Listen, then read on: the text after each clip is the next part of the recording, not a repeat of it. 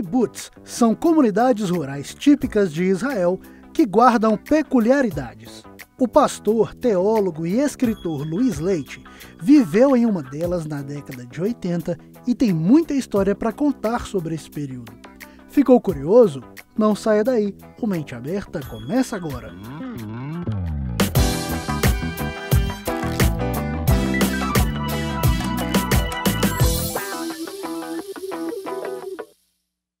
Seja bem-vindo ao nosso programa Mente Aberta de hoje e vamos falar de um assunto que tem um grande histórico no passado, mas também tem uma grande relevância no presente. Vamos falar de Israel, mas também vamos falar focando a questão dos kibbutz. Você conhece o termo kibbutz? O que é um kibbutz? Para conversar sobre esse assunto, eu tenho o prazer de receber aqui no programa Mente Aberta o pastor Louis Leite. Pastor Louis, que já foi um morador do kibbutz. Pastor, seja bem-vindo. É morador que a gente fala?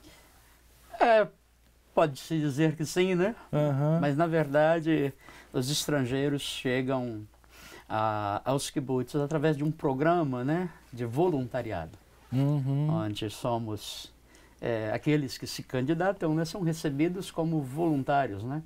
E ali tem um período que se pode ficar, não é, visto de permanência, aquela coisa toda. Pastor Luiz foi um dos responsáveis por eu ter a famosa inveja santa.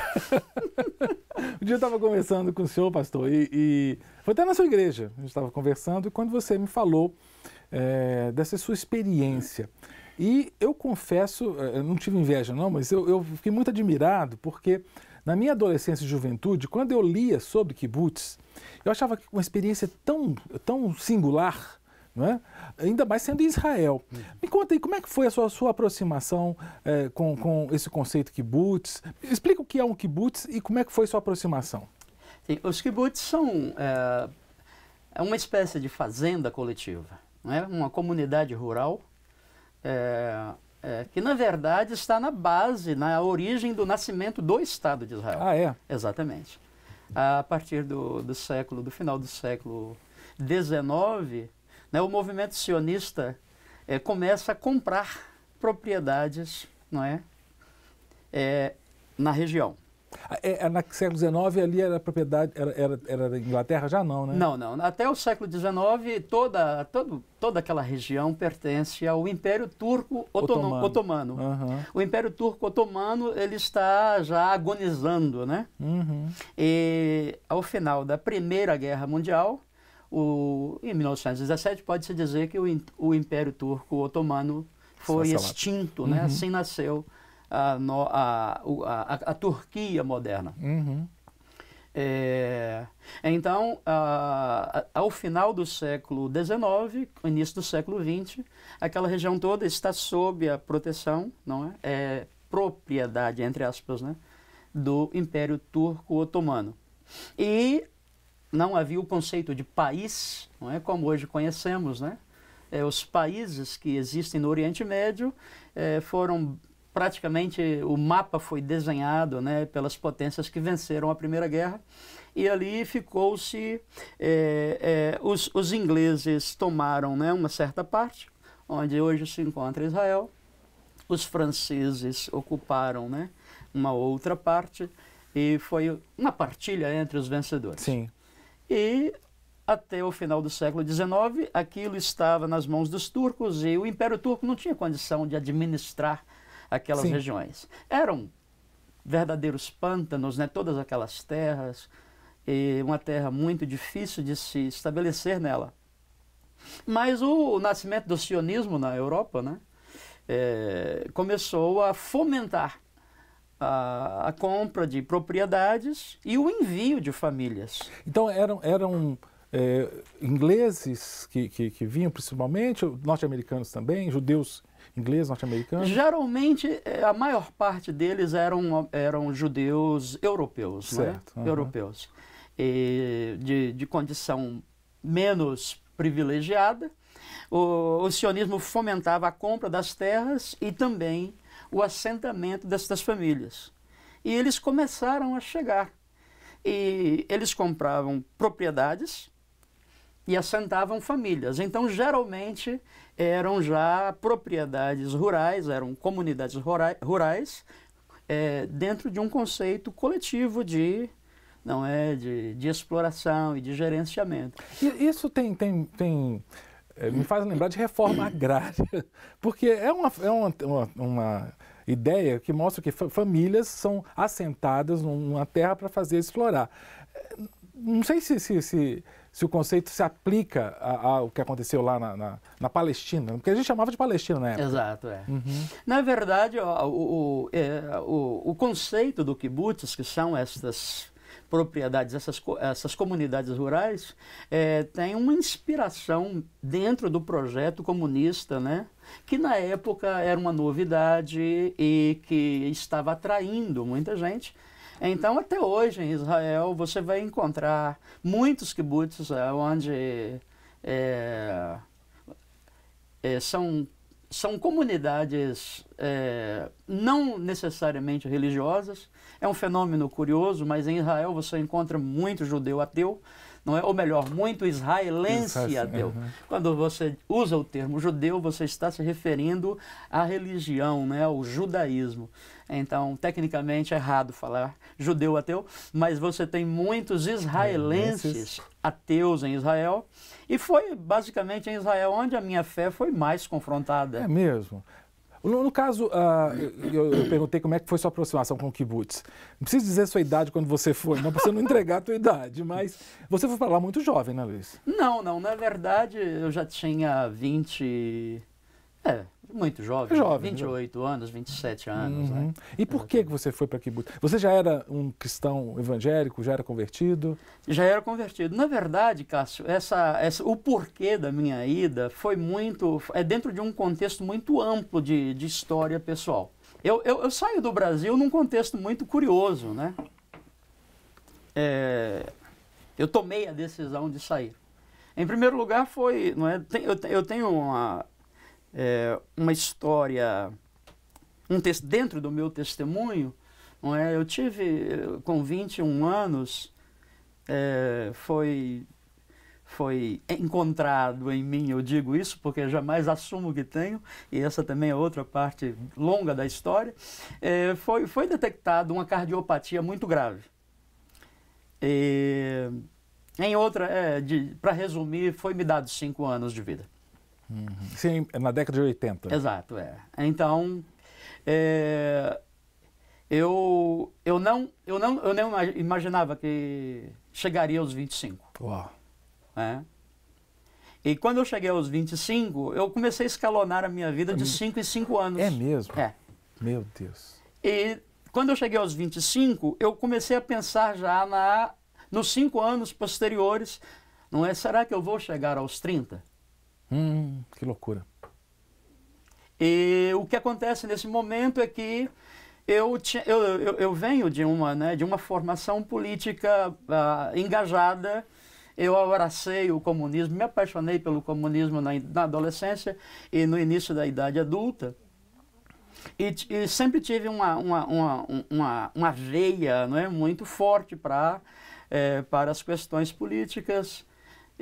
Me converti, mas ainda continuei meio comunista, um cristão ainda no meio do caminho. O que acontece é que aconteceu uma convergência de fatos muito, muito curiosos nesse momento que eu saio do Brasil. Eu não tenho muita certeza se vou chegar aos 30. Entendo. Eu estava apaixonado com o projeto apresentado pelo PT. Não é? Não só você, muito. Muito. Você também cantou, né? Lula lá, aquela coisa toda. Brilha uma estrela.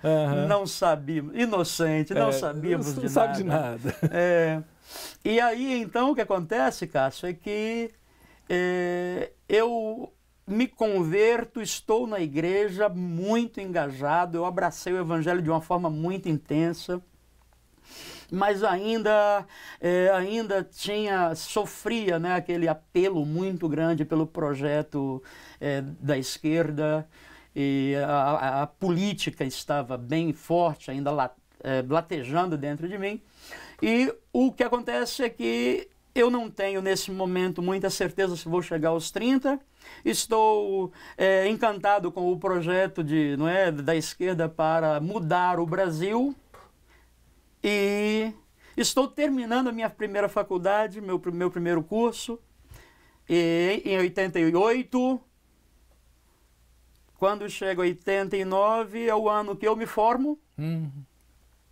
É o ano que a esperança se foi, porque eu dizia para os meus irmãos na igreja, quando começou a ascensão do Collor, eu dizia, se esse homem for eleito, eu vou embora do Brasil. Falava mesmo? Falava. E havia toda uma polarização da igreja, né, para votar no Collor, porque crente não vota em comunista. Eu lembro disso. Não é? Crente não vota em comunista, a igreja não pode votar no Lula, e havia uma campanha. Isso. E o segundo turno foi Collor versus Lula. Exatamente. Aí Collor vai para o segundo turno e eu digo para os irmãos, se esse homem for eleito, eu vou embora do Brasil. E cumpriu a promessa. E aí havia toda aquela polêmica, mas irmão, você não pode votar no Lula, você é cristão, nós não podemos, ele é comunista, ele vai perseguir a igreja, eles comem criancinha, e aquela coisa toda, né? E eu ali, então, quando termina o ano de 89, não é? Eu termino a minha faculdade em 89, o Lula perde a eleição, Collor é eleito em 89 e a cereja do bolo vem em janeiro de 90. Eu estava muito bem empregado numa multinacional alemã, ou melhor, numa multinacional americana, Westinghouse Corporation. Estava indo muito bem, tinha um plano de carreira, me preparando para uma carreira como executivo, não é, estudando línguas e tudo mais. Estava bem encaminhado quando eu sou mandado embora. É mesmo?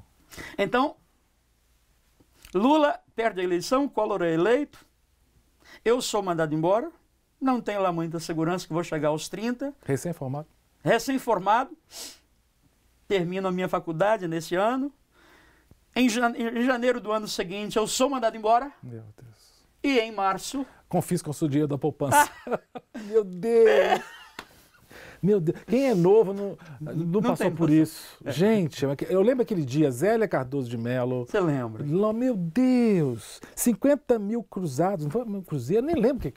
Gente, foi um trauma. Eu só sei que eu peguei o meu fundo de garantia, coloquei na poupança. Estava dando, pastor Luiz, estava dando mais de 80% ao mês. Era o overnight, porque se você não colocasse, você perdia o dinheiro de um dia para o outro. Exatamente. Aí confiscou tudo. Aí pego o meu fundo de garantia, coloco na poupança, pois bem, agora vou dar uma relaxada. Isso. Não é? E pensei assim, vou dar uma relaxada, não vou nem procurar emprego imediatamente. Sim. E comecei a planejar. Vou fazer uma viagem a Israel. Eu tenho dinheiro e estou, não é, temporariamente desempregado, não é? Eu já tinha um currículo bom, apesar da idade, já vinha de uma outra multinacional alemã, não é, dessa multinacional alemã, fui para uma multinacional americana, tinha um currículo mais ou menos formidável já para a minha idade. Eu dizia, vou dar uma relaxada, vou viajar, vou cumprir um sonho. Antes de morrer, eu preciso conhecer Israel. Então, pera aí que você vai contar com detalhes como é que foi essa ida e o porquê kibbutz, porque o kibbutz eu sempre ouvi falar que era coisa meio socialista. Acho que tem um pouco a ver. Mas se fala depois do intervalo, tá bom, pastor? Nós vamos para um breve intervalo e voltamos já já com o pastor Luiz Leite, falando sobre kibbutz aqui no Mente Aberta.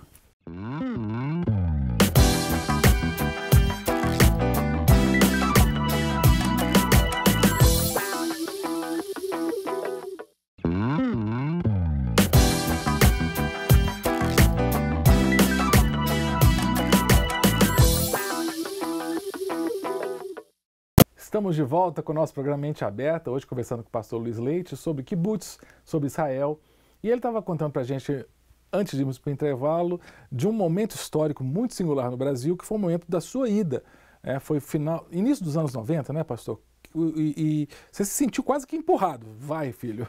Exatamente, Cássio. Foi exatamente assim. Eu eu já vinha, não é, frustrado com a eleição do Collor, já havia dito que sairia do país se aquele homem fosse eleito. E tudo acontece naquele momento, né? Eu acabo de terminar minha faculdade, o Collor foi eleito, e logo em seguida, em janeiro, né, do ano posterior, eu perco o meu emprego, e a gota d'água vem com o confisco das poupanças, né? Havia retirado o meu fundo de garantia, colocado na poupança e perdi aquilo, e eu falei, agora não tem mais jeito, eu vou embora desse país mesmo. Não é? E já estava programando, né, naquele período, conhecer Israel. Eu já conhecia muito da história de Israel, não é? Porque era professor de panorama bíblico. Que legal. E eu amava aquilo, então eu me aprofundava muito na história de Israel. Eu sou um apaixonado pela história, né? Na verdade, eu tenho, confesso, uma pequena frustração, porque é um curso que eu gostaria de fazer e ainda penso em fazer. Dá para fazer. Sou apaixonado por história e conhecia tudo sobre a história de Israel, e naquele momento, então, eu decidi, eu preciso conhecer in loco aquilo que eu conheço dos livros, né, antes que eu morra. Porque também tinha esse prognóstico péssimo, né? Exatamente. Então você parecendo aqueles filmes, já vi filmes assim que a pessoa descobre que está desenganada, aí só que nos filmes assim, a pessoa vai aproveitar a vida, vai para o hotel e tal. Você falou, não, vou para Israel. Eu vou para Israel. Como é que você conseguiu entrar no kibbutz? Então, tem um programa do governo de recrutamento de voluntários, não é? Então eu morava no Rio na época, me converti no Rio, no tempo saudoso, né, dos programas de ar livre, né, a igreja nas ruas. Sim. Eu me converti no centro do Rio de Janeiro, no centro, legal. Na Praça da Cinelândia. É mesmo? Exatamente. E o meu ministério foi forjado nas ruas do Rio de Janeiro, né? Ministério ao ar livre, ministério do lado de fora, assim que eu compreendi a igreja desde sempre.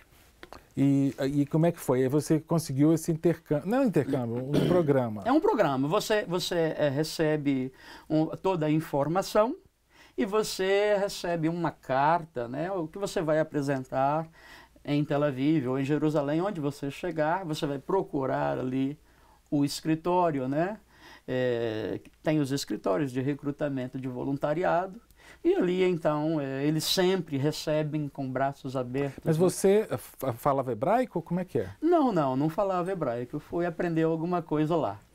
Mas você tinha só o inglês? Só não. Você tinha o português e o inglês. O português, o inglês, o espanhol, já falava fluentemente, né? Quando você chegou no kibbutz, era o que você esperava? Ou foi mais, foi menos? Mais. Mais. Conta pra mim como é que foi. Mais. A experiência é linda. A experiência é verdadeiramente fantástica. Os kibbutz são muito organizados, não é? Todos eles têm piscina, têm quadras de tênis, têm campos de futebol, todos eles têm residência muito apropriada, né? São alojamentos? Alojamentos não. Você tem os membros permanentes, cada um tem a sua casa. Mora com a sua família. Exatamente, cada um tem sua casa dentro de um padrão bacana mesmo, né? E os voluntários, eles têm quartos, né? Assim, também muito bem organizados, muito bonitinhos. E o trabalho é muito bem distribuído. Você trabalha pouco, ninguém trabalha para se matar. Exatamente. Você trabalha pouco e é muito bem distribuído, muito inteligente a forma como se trabalha, não é? E é curioso que dentro da comunidade, dentro do kibbutz, ninguém é superior a ninguém. Não tem hierarquia?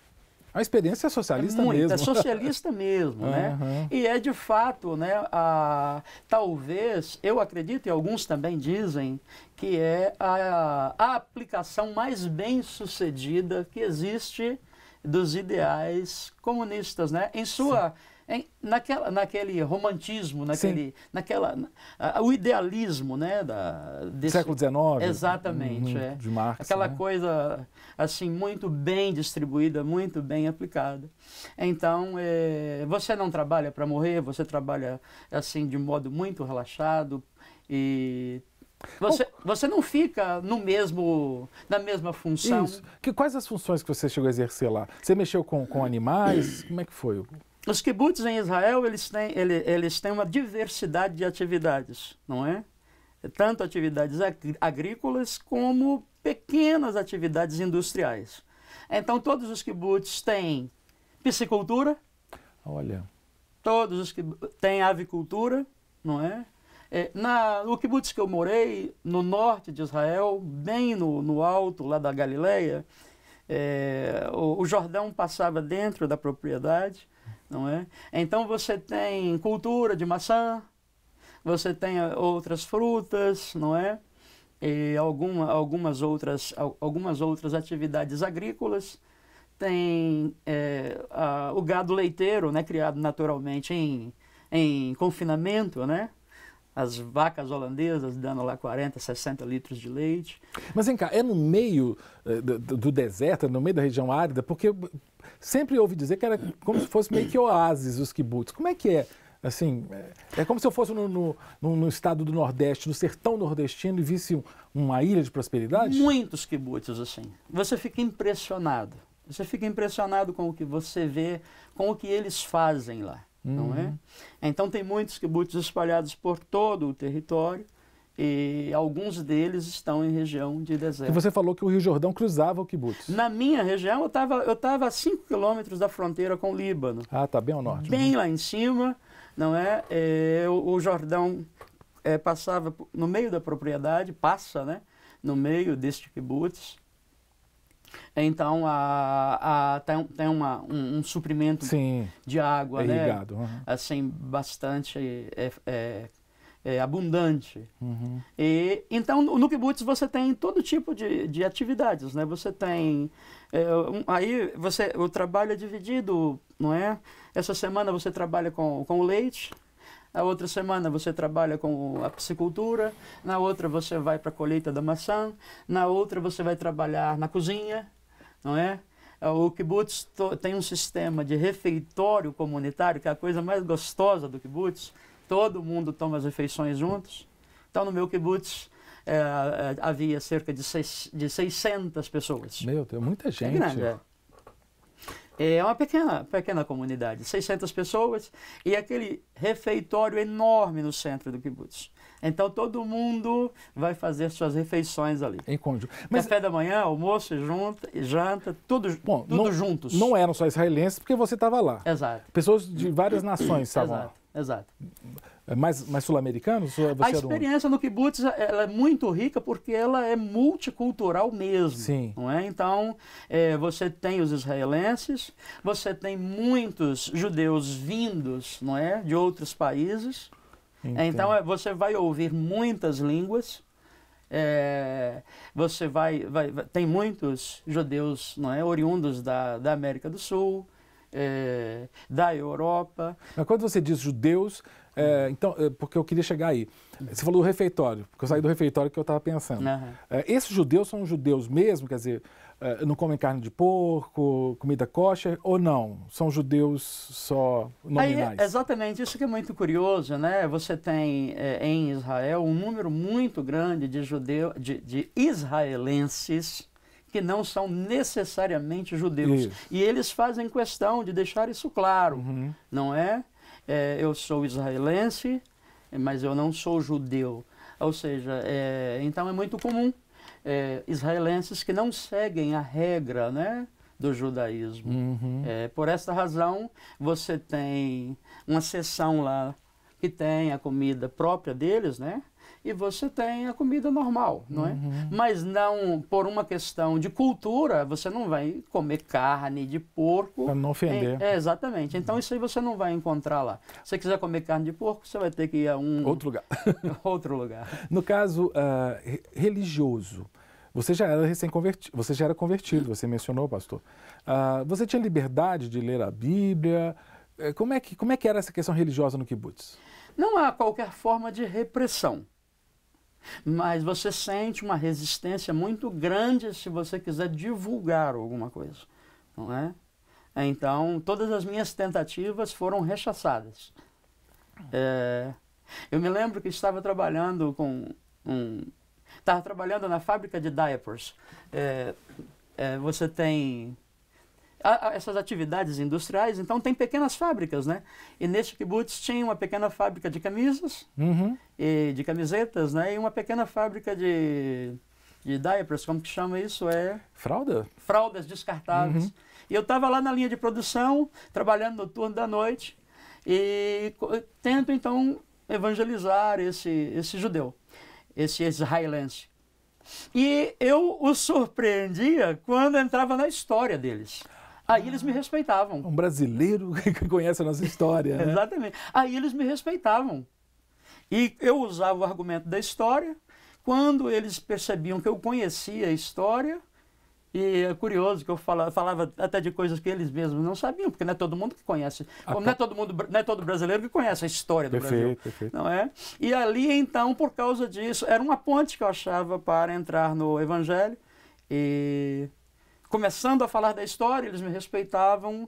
E quando chegava em Jesus, aí a rejeição. A resistência é dura. Né? Então, em Israel, eu escutei alguns desaforos que eu não escutei na Europa, por exemplo, onde eu morei em outros países, de pessoas, né, declaradamente, né, ateus. Eu não ouvi isso na Europa como coisas que eu ouvi de israelenses em Israel, né, acerca da Bíblia, acerca do próprio Abraão, assim, aqueles impropérios que, para você fazer um paralelo, aquilo que os espanhóis e os italianos falam da Virgem, naquele nível, meu Deus, eu fiquei ali, assim, fui muito confrontado ali. Pastor Luiz, você veio embora, pelo que eu sei, foi na época da Guerra do Golfo, foi isso? No final da Guerra do Golfo? Você tem 1 minuto para explicar como é que foi para você. Eu saí de Israel fugido, né, ao final da Guerra do Golfo, quando todo o país parou, a economia parou e nós... E explica por quê? Porque estava sendo bombardeado. Né? Exatamente, estávamos saindo da guerra, né? O Iraque bombardeou pesadamente Tel Aviv, onde eu estou morando nesse momento. Então todas as companhias aéreas cancelaram suas operações ali, porque não tinha jeito mesmo. Praticamente todo dia haviam mísseis sendo... Era o Scud, né? O Scud, era. E ali eu vi, como diz o ditado, a minha avó pela Greta algumas vezes. Meu Deus. Pastor Luiz, não vou ter que fazer mais um programa porque eu quero saber mais dessa história, como é que foi sua vida, mas já começamos bem, viu? Muito obrigado. E outra coisa, eu sei que vai sair um livro aí com essa história, você não pode também me deixar esperando, não. Sim, o novo livro está vindo e começa exatamente com a minha experiência em Israel. Então, compromisso, vim aqui no Mente Aberta falar dele, tá Ótimo, joia? Será um prazer. Obrigado, meu querido. Prazer. Agradeço também a você por ter assistido esse papo gostoso com o pastor Luiz Leite sobre sua experiência no kibbutz lá em Israel. Que o Senhor te abençoe e te guarde. Eu te espero nos próximos programas Mente Aberta.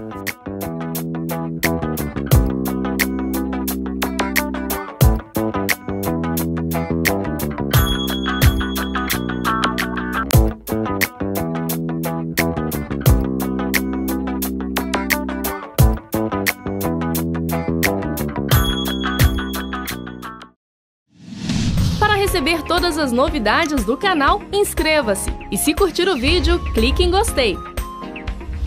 Aproveite para acompanhar a Rede Super nas redes sociais.